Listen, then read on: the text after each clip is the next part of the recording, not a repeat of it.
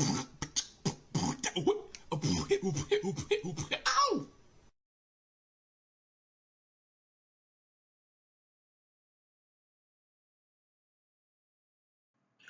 Greetings, YouTube. This is DecKrash, better known as Brandon.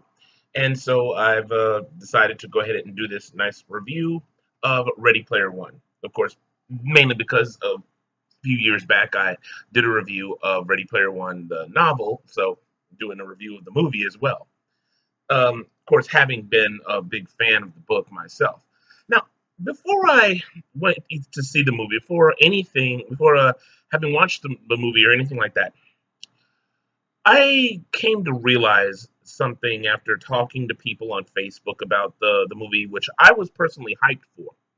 And I found out, of course, that not so not some people were not quite all that you know, hard up to watch it, or were all that interested in it, or actually thought the book was terrible and stuff like that. I found really that there was no middle ground for people who watched the movie. I mean, for people who read the book, people either loved it or hated it, and were expecting to either love the movie or hate the movie. They were either hard up for the movie and really excited about it, or just looking at it saying, "Oh, this is so stupid." And all of that, I feel, rested on how you take nostalgia bombs, I guess you could say. See, Ready Player One is basically a big nostalgia love letter to 80s pop culture and some 70s pop culture too, including Rush. And though I don't know exactly when their album 2112 came out, I never checked, but it did get me into Rush. And I know that some of their music sounds like it's from the 70s. But either way, what I'm trying to say is this: it's mostly 80s pop culture, a few bits and pieces of 70s pop culture. That was what made up the book in Ready Player One, the book Ready Player One. Anyway, so of course, fast forward to current year, and you have the movie adaptation. And I was personally one of the ones who loved it. I thought it was amazing. If you to make a long story short, uh, I guess I got to rewind a bit because for those of you who have not been keeping up, or well, I don't know why you would click on my channel to find a review of a movie that you'd never even heard of. But then again, I've done that a couple of times myself, so I guess I can't help but be a little self-deprecating there. So, Ready Player One takes place in the year 2045, at a time that civilization is kind of on a downturn. There's a lot of poverty everywhere. The world's kind of turned to crap, and the only thing people have as a refuge from all this badness, I guess you could say, is the Oasis, an online VR virtual world, which you can do and be anything.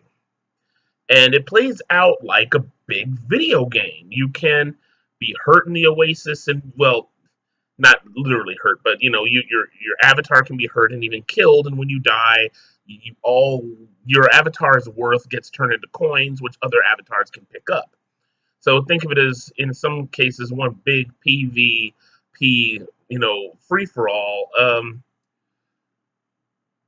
Well, the movie kind of plays fast and loose with that rather than the book. There's some place in the books where you can't be killed as an avatar, but in the movie it seems to just be everywhere. But then they don't focus on the places where in the book you can't be killed. So anyway, the story still remains the same, focusing on avoiding Wade Watts, who is one of many Gunters, who are people who are hunting for an Easter egg left behind by the Oasis's creator, James Halliday, after his death, which would give anyone who finds these three keys, it, it would make him the inheritor of his fortune, estimated in the trillions. Is it trillions? No, billions. I'm sorry. So, and so of course, like I said, this is the story of Wade finding those Easter eggs in the form of keys and winning the Oasis. It's very much a techno version of Charlie and the Chocolate Factory, with of course James Halliday being a post-mortem Willy Wonka. Uh, what can I say about this movie? Well, first of all, the acting was pretty darn good. Some did a better job than others.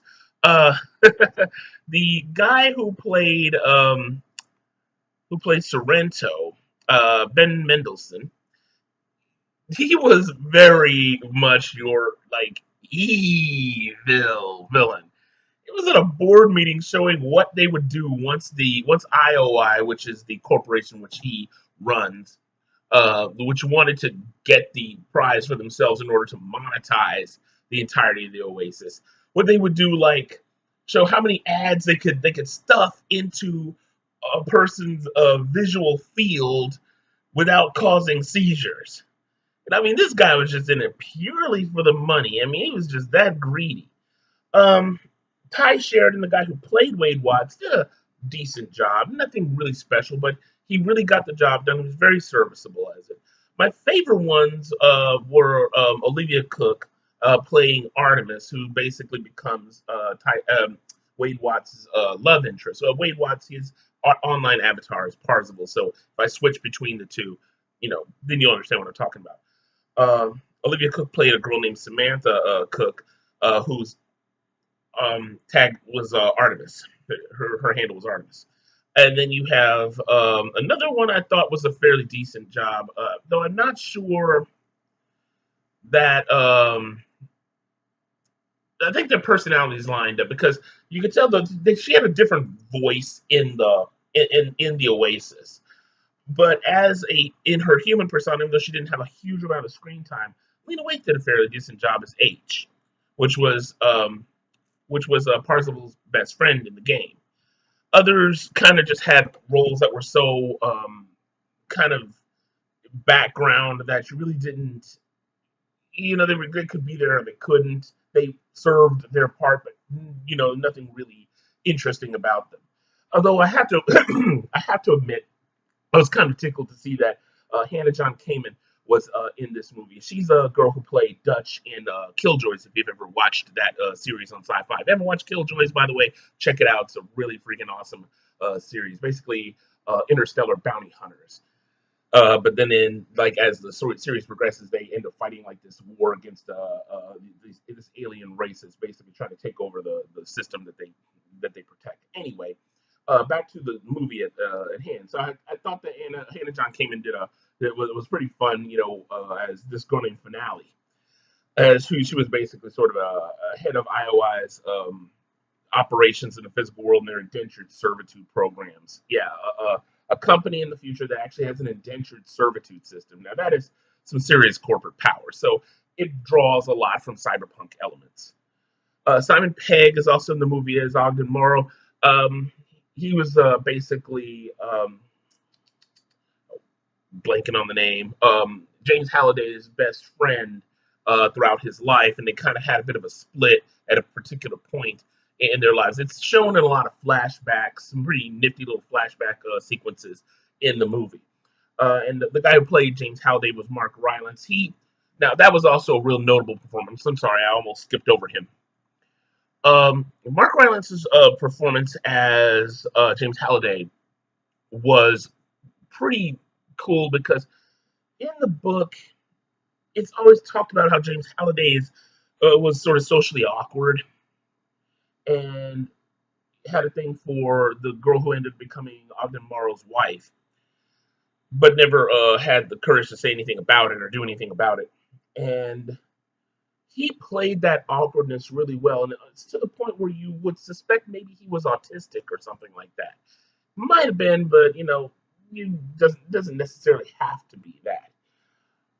But he did an amazing job with the limited amount of screen time even he had, and some of the amount of screen time that he had was as his avatar in the Oasis, or at least his posthumous avatar. Uh, anyway, so back to the story. What I wanted to say specifically about the story is that, first of all, as I said a moment ago, if you aren't really all that big on nostalgia bombs, shows that kind of cash in on certain nostalgic elements, then you're probably not going to like this movie. Like I said, that's what I learned about people who had something to say about Ready Player One, about either the book iteration or movie iteration at all, is that if they are not big fans of nostalgia or movies that kind of milk nostalgia or even books that milk nostalgia, then they didn't like it. And then there are people who love that kind of thing. I've always been the kind of guy who is kind of big on nostalgia kicks. And this movie is chock a block full of them. As much as the novel was a love letter to, like I said, 80s pop culture, so was this movie. Not just 80s pop culture, as well as 90s pop culture, and current years of pop culture. Because of course, this movie takes place in the year 2045, so it takes place about 25 years, nearly 25 years down the road. So you have not only stuff from the 80s like Battletoads and Gundam and all kinds of cool stuff like that, but also you have stuff like Overwatch and trying to remember some of the other things I'd seen. Uh, of course, the Iron Giant, like I said. Although I don't know, I didn't say that just yet. I'm sorry. I was talking to a friend before I did this video. But things like the Iron Giant and even Chucky, who of course that was more 80s slash 90s. No pun intended with the slash there. But another thing that I noticed with this movie is not just, of course, the glut of nostalgia bits. And by the way, this movie plays it well. It doesn't play the nostalgia bits to try to point fingers and say, you see that? Look, it's the Battletoads, or look, it's Chucky, or look, it's Freddy Krueger, look, it's the Master Chief of the Samus Aran and all these other guys. No, it doesn't do that. It just is all part of um the furniture. What you find in the movie. I mean, there's one scene where Parzable's talking to H in his little hangout, and I saw stacks and stacks of old magazines, and on top of that were all Nintendo Power magazines, something I grew up with when I was younger, and was very upset when the last one came out several years back. Excuse me, I have a bit of a stuffy nose. And let me see. So it all works sort of as cool window dressing. I mean, there was a really cool thing like on the earphones on the VR rig that Wade had. It was the symbol from on the chest of the different greatest American hero, his Superman type uniform. So all of that was all just kind of window dressing. So you could watch the movie multiple times and maybe see, oh, I see that, I see that, I see that. But it's nowhere where the movie tries to draw attention to it, except on a few occasions, like things that you really couldn't miss if you tried. Uh, but the main thing I want to say about the movie, is that it is an adaptation of the book and it changes a lot of things. And I do mean a lot. Wade's character in the movie is nowhere near as pathetic as the Wade Watts in the book, and doesn't do some of the well, almost creeperish things that he does in the book. The relationship between him and Artemis runs a bit faster in the movie than it does in the book, but it comes off a bit more naturally than it did in the book, surprisingly. There was a death in the book that didn't happen in the movie, which a part of me was happy about in one respect, but on the other, I feel it would have given some emotional gravity and would have upped the stakes in the movie if they had done it. So I don't want to spoil it, for those of you who haven't read the book. I highly recommend you read the book too. Uh, Let me see. There certain things didn't happen in order. There were parts that were in the book, of course, that were not in there, but of course that's natural for some movies. There were the challenges to get the key were completely different in most ways from the book, except for some elements of it, like the very last challenge. One of the challenges was left in there. So this one shifted a lot from the source material.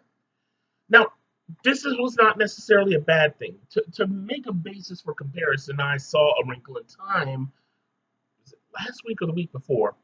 And in that movie, it changed things from the book, but those changes actually subtracted from the movie. It left the movie, the flow of the plot, broken and incomprehensible to anyone who had never read the book. In this movie, the changes made did not make for a broken and incomprehensible plot. Everything flowed together fairly well. So it was a so it how, what was I going to say in this case? So this case, it's an adaptation done right, I guess you could say. Now, of course, the visuals and cinematography and CG in this movie are just out of this world. And of course, this is Steven Spielberg. I mean, how many bad movies have Steven Spielberg made? I could probably count them on one hand and not use all the fingers. The only one that I've seen, mind you, there are others that others have said are bad that I know of, but I'm just marking the only ones that I've seen that I could say with any honesty was bad, was War of the Worlds. And even then, I didn't think it was that bad. It just was a poor telling of the story. It just kind of fell flat on its face simply because the main character that Tom Cruise played was just a really unlikable person. But otherwise, and I had no Steven Spielberg movie that, once again, I have seen. Because I know you're probably thinking of one and want to scream it to the heavens. I just haven't seen it myself. But that's the only movie that I've seen that comes to mind that was bad. So it's Steven Spielberg, guys. You know he's gonna give it his all, no matter what, even if it turned out bad. You can't say that Steven Spielberg didn't give his all on this.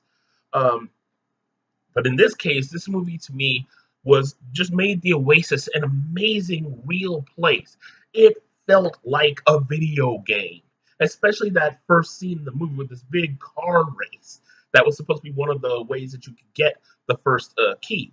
They kind of opened up the movie at a certain point in the book that where before in the book there was like a lot of other stuff leading up to it. Because Wade starts off as just a normal kid in school, whereas in this one Wade is already this well-known guy in the Oasis, kind of just living his life. They don't really tell much about his personal life, and you don't really see a whole lot of the real world except for like inside the corporate buildings and some bits and pieces of like the stacks where you have these. They're called the stacks because they're trailer houses stacked one atop the other. In the book, they explain why that the stacks exist. In the movie, not so much. So they kind of rushed through a few things that I would have liked them to have fleshed out some.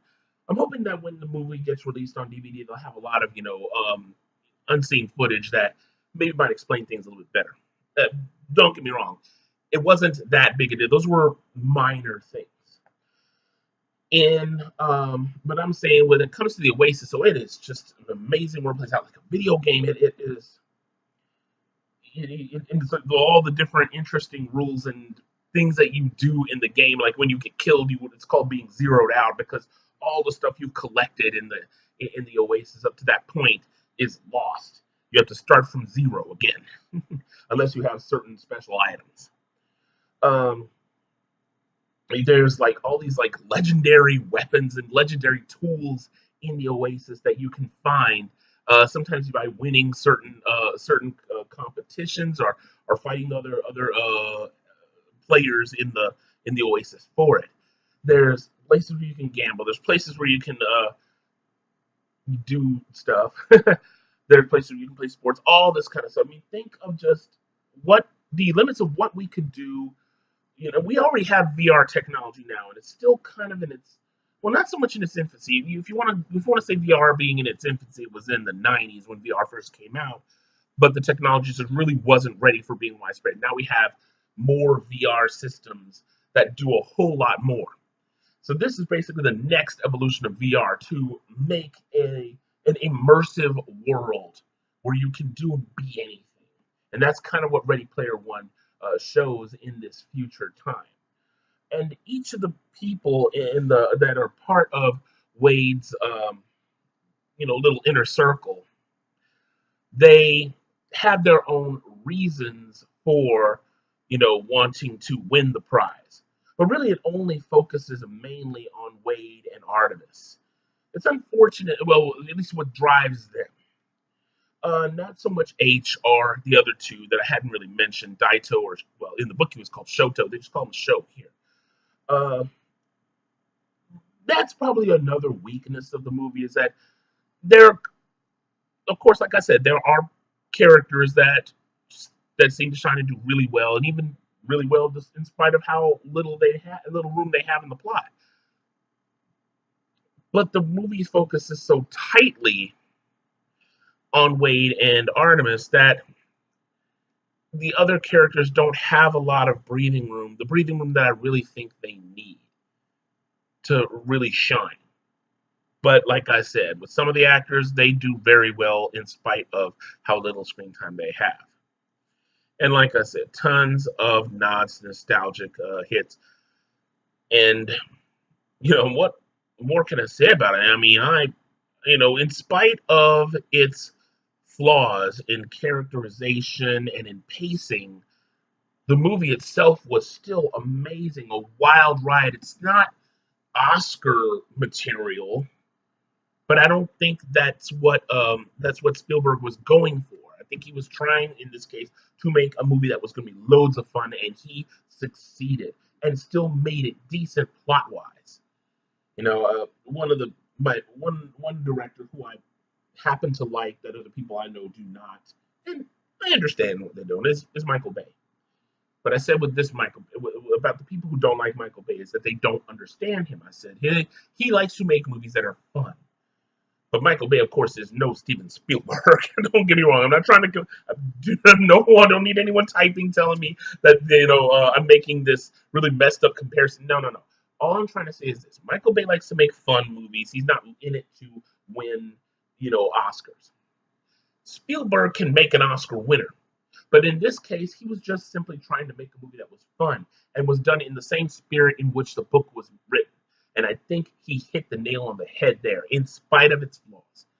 So, all that being said, on a scale of 1 to 10, give this one solid 8. Very enjoyable, would watch again, and highly recommended. And so that's all I can say about this. I mean, if you want to check out my review of the book Ready Player One, I will have a link down in the doobly doo. Uh, and so for now, that's all I have to say, at least about the movie. I have been thinking, by the way, just on the side, about doing more with my channel in regards to my writing or talking about writing, or the writing craft with folks. Because right now my channel is just a weird mix up of nerd pop culture and religious things, which I'll still do. But I also want to do something about the writing craft, talking about writing, and maybe even doing shameless plugs for my books every now and again. Oh, but that does remind me about one last thing I want to squeeze in about the movie, and that was the dialogue when it came to nerdy things. One problem I have is that Hollywood never seems to be able to get that thing quite right. And it only ended up somewhat cringy from time to time. The fact that they would do this big info dump about what the story or game or item du jour is about. When you're doing it with other nerds, you don't really need to explain the whole thing. And when you have to explain the whole thing, it just ends up sounding really bad. Like they're talking to people who don't know anything and claim that they do. I would say give some context, the person might not know about it. Then you can go in the info dump because we nerds and geeks, even I'm guilty of it too, we'll do that. It drives my parents crazy. But anyway, that's all I want to say about that. So basically, like I said, love the movie. Like I said, you're either gonna love this movie or hate it. I believe I've seen some movie reviewers that loved it and others not so much. But go and check it out if you're curious about it. I thought it was amazing and highly recommend it. So that's it for me for now, guys. Thank you very, very much for watching. As always, comment, rate, subscribe. And and of course, until next time, this is DecKrash, better known as Brandon, and as always, stay lucky and stay blessed. Take care.